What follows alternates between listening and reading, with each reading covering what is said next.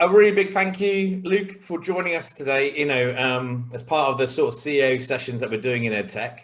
It's really interesting because I'm really keen to get your side of, because you basically have built solutions which are not necessarily in education, and you're about to move in, and it'd be really interesting to get some of that sort of that side of things, really about your knowledge of other industries and how you feel that you're taking that into education. So welcome. Thank you very much. Thank you very much for having me. Really appreciate it. No problem. It's all good. So I know we spoke before, and it's interesting because when we spoke before, I was sort of thinking, oh, you've had lots and lots of different businesses, but actually it's probably more to do with iAM compliant in the sense of you've been in lots of different markets. I'm guessing with iAM compliant. Is that correct? Yeah. So iAM compliant was basically been built out of my experience in facilities management, and you have to wear many different hats in the world of facilities management when you're speaking to a variety of different customers with different requirements. But generally, like I said, iAM compliant was built primarily because everybody's got the same common requirement of safety compliance. Schools have a heightened need of duty of care. They have a heightened duty of care. That's what I say to schools when I speak to them. But it's essentially rules and regulations are getting tighter all the time. It's always been a bit of a sleepy topic, I suppose. Compliance and safety generally has always been something that's a bit of a grey area that businesses don't really enjoy talking about, and they kind of tend to be a bit more reactive than they are proactive about it. It's a bit of a cliche word, but yeah, so it's something that I think that schools need to have, and certainly when I go and speak to schools, they're doing something about it already. So they know they have issues around compliance and safety compliance and premises compliance and all the facets that go with compliance. But actually, it's one of these things that when something comes along and you kind of open their eyes to it, it's like, wow, I didn't even know something like this existed. So it's almost a given when you actually. It's not a given. It sounds a bit like it sounds a bit pompous, that, doesn't it? But it's almost it becomes a bit more of an easier sell, I suppose, when you come to show a school actually what you've got to offer. And I enjoy selling it as well. I absolutely love doing all the demos to schools and getting their feedback, because that's the only way in terms of tech that you can actually build a solution. So yeah, I have to say, I think one of the things when we've spoken, I've always been impressed is that you want everybody to be really close to the customer. Ultimately, the customer is absolutely paramount. It is the number one, and that's not always the same in all businesses. No, it isn't. And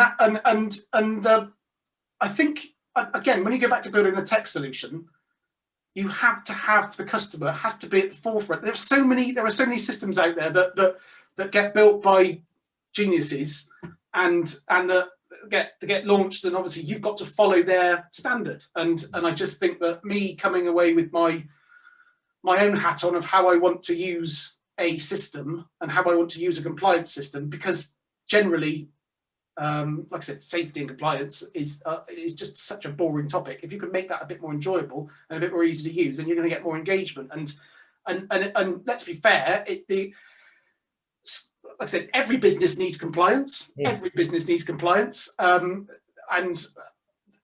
if unless it's made easy, then nobody will actually come along and want to be able to use it. So it's just something that you have to sort of evolve with the end user in mind as well. And like I said, fortunately, I suppose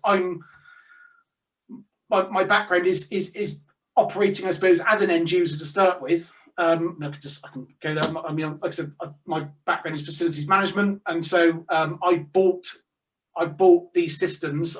There's a whole industry. There's a whole other industry there called CAFM, Computer Aided Facilities Management, and it's a multi-billion-pound industry, and there's lots of systems out there that are really, really hitting the sort of the Fords of this world and the huge companies. Well, what about the little people? What about the SMEs of this world? And they're the ones that get left behind, because everybody is scrapping to go and get your next Rolls-Royce contract and your next whatever contract and BAC and that kind of thing. So, and that's what all the CAFM systems are built on, and they're very, very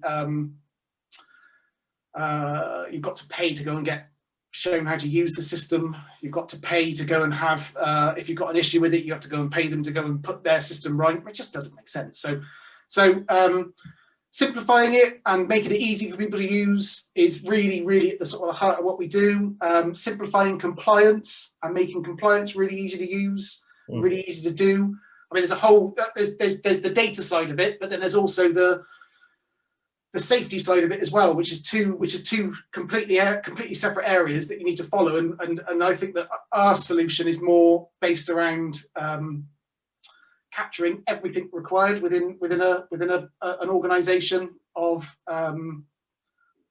everything that you need to basically understand and know about safety you can get from our system, and everything you need to, and small facets of it, things like asset management, for example. Everybody thinks, oh wow, asset management is a major feature in our school. Actually, asset management in the overall scheme of things is a tiny piece of a much bigger piece of the pie, and much bigger pie, sorry. And so when, like I said, when I see systems that think they've got it all solved, they got the whole sort of facilities management piece solved just by having asset management. They just go on a rabbit hole. They're just never going to come out of.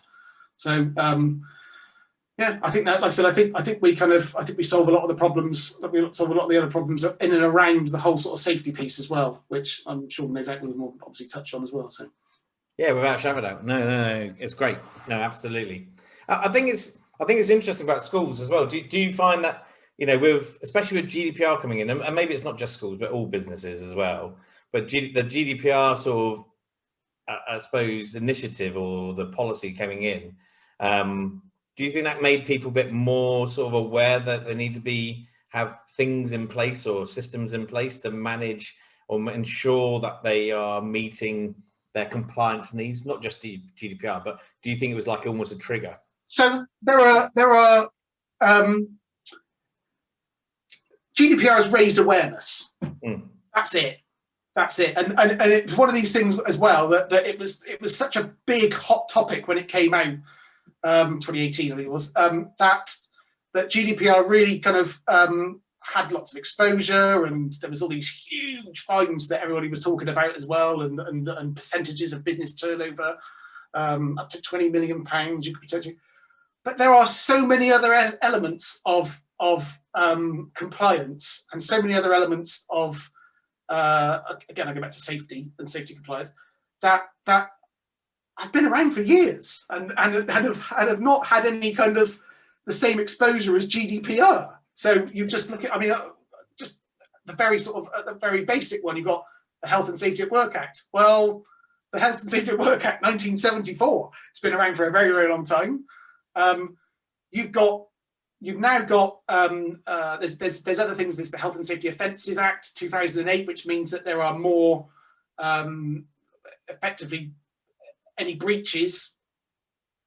It's basically doubled. It's the fines and the sentences are almost doubled than what they were.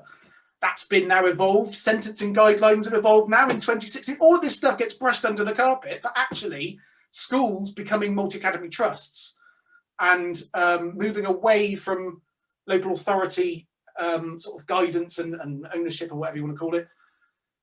The onus is now on those the leaders of those organisations, those MATs, and they are now SMEs in the same way that I ran an SME as a facilities management company, and that I have responsibility to my staff, duty of care, customers, and whatever. Well, they have the same responsibility. They are still, I mean, there is, if you are found with a health and safety breach, and there are instances of this, like I said, there are instances in schools. I mean, there are, one example, a Yorkshire school, for example, there was, I'm not going to say which one it was, there was a school in Yorkshire that had basically a fire safety audit.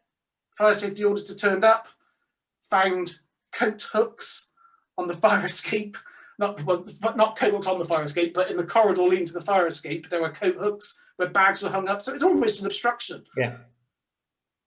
They didn't put anything, they didn't sort of like change anything after the risk assessment. They didn't kind of change it. So there was no issues. There was no fire and nobody got trapped or anything as well. But the HSE decided that they were going to go and fine them £14,500, oh sorry, £10,000 plus £14,500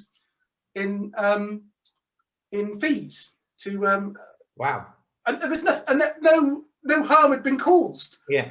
So and there are lots of other, like I said, there's Kent County Council. I'm chucking it through right now, but Kent County Council 2 years ago got fined £200,000 for a school that didn't know that they had an asbestos rope. They exposed an asbestos rope. The caretaker didn't know what he was doing when he took a flue down in the kitchen, exposed an asbestos rope, left it there, and nobody picked it up. The HSE wanted to fine them 2.2 million. Wow. The judge awarded them, well, not awarded them, but the judge basically decided that because they were a school and all that sort of stuff, that the fine, or because they're a local authority, the fine would be £200,000 plus like 30 odd grand in fees. Something ridiculous. So there are a lot for schools, isn't it? yes, but I mean, that's just a couple for schools. But again, no harm had been caused, mind. No harm had been caused. This was just off the back of something that had been flagged.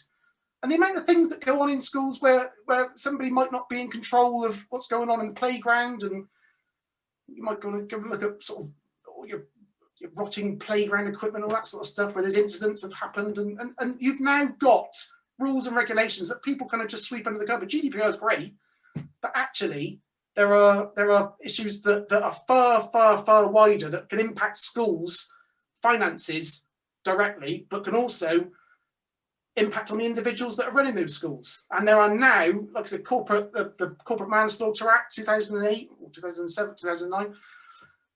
And like I said, there's the new guidelines around offences with health and safety, food safety, and I can't remember the other one, but effectively unlimited fines, prison sentences of up to 2 years for health and safety offences. And yet you've got people waxing lyrical about GDPR.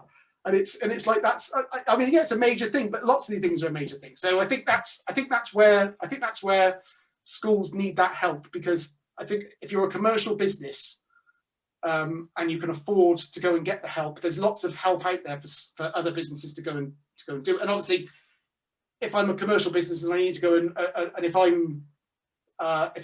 I need to earn an extra £2,000 a year to go and pay for a health and safety audit to look after my health and safety stuff, I just go and do an extra job or whatever to go and earn that. So I factor that into my costs. Yeah. Whereas schools have got limited funds to be able to do this, and to a certain degree, somebody going from a maintained school that has almost become that's overnight become basically a business director, and they are directly responsible. There is a need to be able to address that. There is a need for somebody to be able to come up with something to say, well, look, this. I'm not saying we're going to give you all the answers. It's an evolving. It's safety and compliance is an evolving topic, but you need to be aware that it's a serious topic. There are lots of things that you need to be aware of, and there are a lot of scaremongers out there that I hate, and I hate giving out these things, these sort of no harm stories about county council and Yorkshire, that sort of thing. But they're true. Yeah, but they're true, and I can, like I said, I can give you lots of different stories about how our systems helped to the schools and helped to the businesses. And like I said, there's other businesses that use it. We've got tourism attractions that use our system, chiropractors. That's another one for us as well. But they've all got different requirements, but essentially they've all got the same requirement: staying safe, and a duty of care to all of their people as well. And I think it's a critical thing while schools are moving into the whole kind of mat space and becoming academies, because they're all becoming effectively business leaders themselves. And so it's just an awareness that needs to be raised, I think. I'm